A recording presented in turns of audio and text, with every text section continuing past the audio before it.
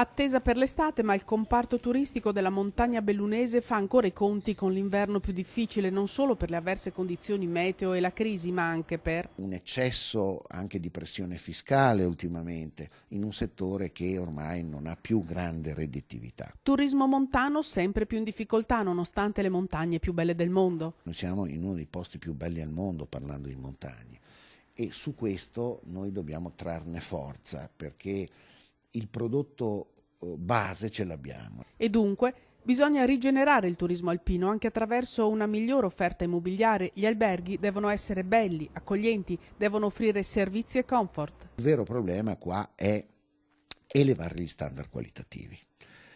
Perché è dimostrato che non è il prezzo basso che fa campare le aziende, ma è la qualità, perché gli alberghi andrebbero proprio rottamati, no?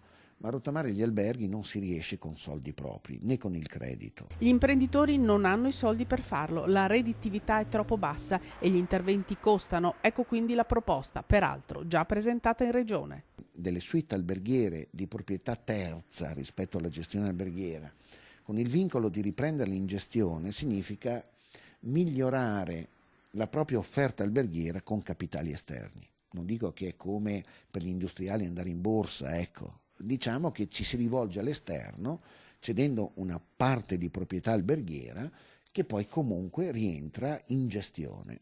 Noi siamo convinti che questo tipo di impostazione potrebbe portare una rigenerazione al tessuto delle strutture alberghiere in provincia di Belluno, pur mantenendo dei vincoli ben precisi, perché non è certo Federalberghi che sta operando per chiudere gli alberghi. Noi vogliamo avere un nuovo modello di ospitalità alberghiera.